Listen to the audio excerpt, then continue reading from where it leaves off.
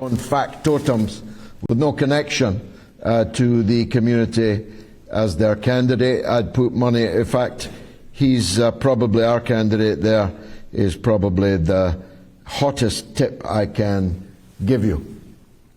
Before turning to the manifesto itself, and I must say we're very proud of it, a very beautiful document, a meaningful document, as opposed to Labour's manifesto, which seems to consist only of pictures of Keir Starmer and blank spaces.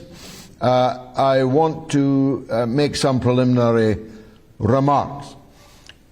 There's a very real danger of Nigel Farage running away with this election because of the deliberate vacuity. I'm not accusing either Sunak or Starmer of being stupid. The deliberate and contrived vacuity, emptiness of their leadership and their programs.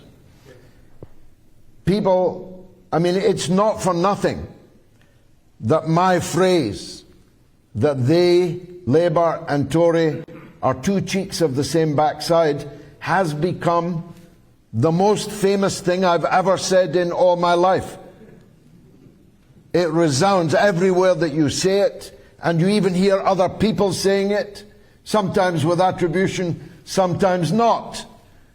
It's no accident that that is a phrase that has risen and resounds, because it is so palpably, self-evidently true that there is no difference between the policies of Labour and the Conservatives on all meaningful things, which is why, under Freud's narcissism of the small difference, they have to raise their voices about the small differences that exist between them, because no meaningful difference exists between them. And it doesn't help that both are subprime performers in the public arena.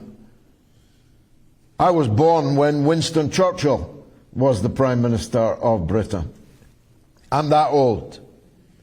And I have known well, in some cases, Prime Ministers from Harold Wilson, whom I knew well, Callaghan, whom I knew well, Thatcher not so well, but saw her at close quarters, fought her every step of the way.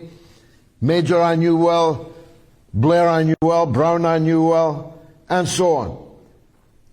I have never seen an election in which two people who less deserve to be the Prime Minister of Britain are competing for that office. And that's reflected in the polls.